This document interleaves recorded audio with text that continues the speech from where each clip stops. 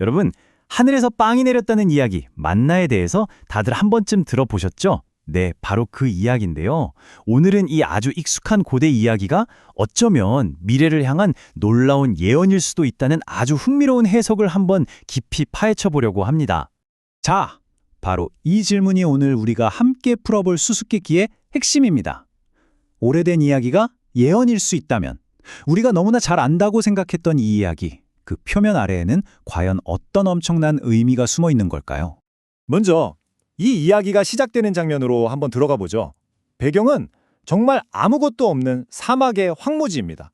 출애굽기를 보면 이스라엘 백성이 이집트에서는 탈출했지만 이제는 끝도 보이지 않는 텅 빈 사막 한가운데서 굶주림에 허덕이고 있었어요. 정말 절망적인 상황이죠.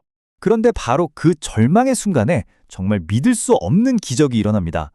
아침이 되자 이슬과 함께 땅 위에 작고 둥근 이상한 물질이 나타난 거예요. 이게 바로 만나였습니다. 생전 처음 보는 그 누구도 본 적 없는 정말 신비로운 음식이었죠. 여기서 정말 재미있는 사실이 하나 있는데요. 만나라는 이름, 이게 어디서 왔을까요?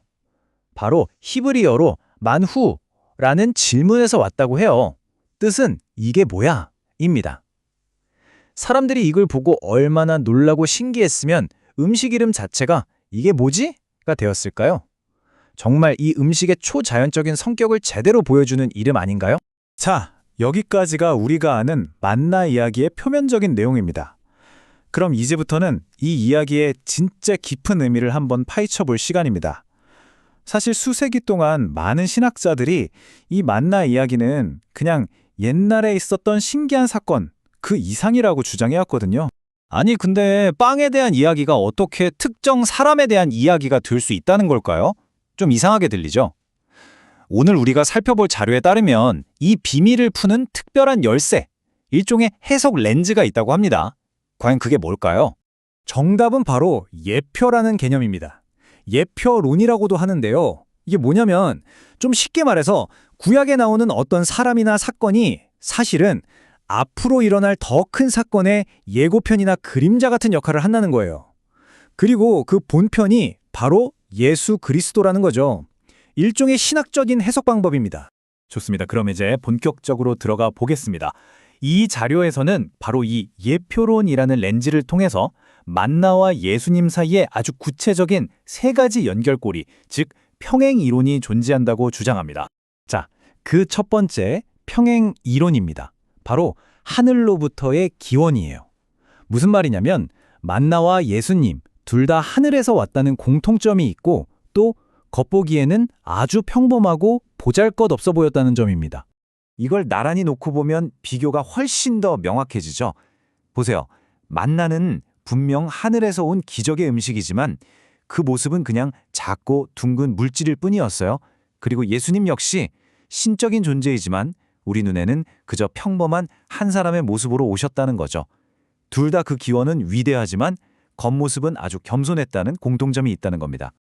그리고 이 주장을 뒷받침하기 위해 자료에서 인용하는 구절이 바로 이사야서입니다. 고운 모양도 없고 흠모할 만한 아름다운 것이 없도다. 이건 앞으로 올 메시아에 대한 예언인데 그 모습이 전혀 화려하지 않을 거라고 말하고 있죠. 바로 이 점이 보잘것없어 보였던 만나의 모습과 딱 맞아 떨어진다는 겁니다. 그리고 결정적으로 신약에 오면 예수님께서 직접 이렇게 말씀하시죠. 나는 하늘에서 내려온 살아있는 떡이다. 이건 뭐 거의 직접적으로 만나라는 상징을 본인에게 가져와서 설명하신 거나 마찬가지라고 이 자료는 해석하고 있습니다. 자, 그럼 두 번째 평행 이론으로 넘어가 볼까요? 이번 키워드는 바로 모두에게 충분한 은혜입니다. 이게 무슨 뜻이냐면 만나가 부자든 가난하든 모든 사람에게 똑같이 공평하게 주어졌던 것처럼 예수님을 통한 구원의 은혜 역시 어떤 차별도 없이 모두에게 열려 있다는 겁니다. 이 비교를 보면 정말 놀랍습니다. 만나에는 아주 신기한 규칙이 있었어요. 많이 거둔 사람도 남지 않았고 적게 거둔 사람도 모자라지 않았다는 거예요. 모두에게 딱 필요한 만큼 충분했다는 거죠. 이 자료는 바로 이 점이 신분이나 배경에 상관없이 누구나 받을 수 있는 구원의 은혜와 똑같은 원리라고 설명하고 있습니다. 이 갈라디아서 구절을 보세요. 당시 사회에서는 상상도 할 수 없는 말입니다. 유대인과 이방인, 종과 자유인, 남자와 여자의 구분이 없어진다뇨. 이런 모든 사회적 장벽이 무너진다는 선언이 바로 모두에게 똑같이 주어졌던 만나의 평등한 분배 원칙을 그대로 반영하고 있다는 거죠. 이제 마지막, 세 번째 평행이론입니다. 이건 바로 매일의 필요성에 대한 건데요. 만나를 매일 하루도 빠짐없이 거둬야만 했던 그 규칙 속에 과연 어떤 영적인 의미가 담겨 있는지 한번 들여다보겠습니다. 만나의 또 다른 중요한 규칙은 절대 다음 날까지 저장할 수 없다는 거였어요. 욕심을 부려서 많이 걷어놔도 다음 날 아침이면 다 썩어버렸죠. 이건 매일 아침 새롭게 공급을 받아야 한다는 뜻입니다. 즉, 매일 의존해야만 살 수 있었던 거죠. 이 자료는 이걸 영적인 원리와 연결하는데요. 어제의 은혜로 오늘을 살 수 없다는 겁니다. 믿음 역시 매일 새롭게 구해야 하는 것이라는 거죠. 바로 이 구절이 그 핵심을 짚어주고 있습니다. 보라, 지금은 은혜 받을 만한 때요, 지금은 구원의 날이다. 내일이 아니라, 어제가 아니라 바로 지금이라는 거죠. 만나를 매일 아침 바로 그날 거둬야 했던 것처럼 믿음 역시 미룰 수 없는 현재의 문제라는 긴급성을 강조하는 겁니다. 자, 지금까지 세 가지 평행 이론을 살펴봤는데요. 그럼 이런 고대의 해석이 오늘을 사는 우리에게 대체 무슨 의미가 있을까요? 그냥 흥미로운 신학 이론으로 끝나는 걸까요? 아닙니다.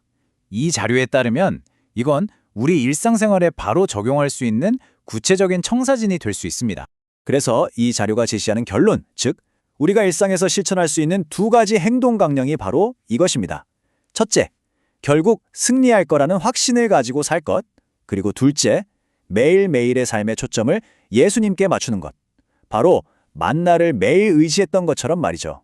오늘 분석은 이 질문을 여러분께 던지면서 마무리하고 싶습니다. 어떠세요? 우리가 너무나 잘 안다고 뻔하다고 생각했던 이야기들 속에 혹시 우리가 놓치고 있는 또 다른 놀라운 의미가 숨겨져 있지는 않을까요? 한 번쯤 다시 생각해 보게 되는 것 같습니다.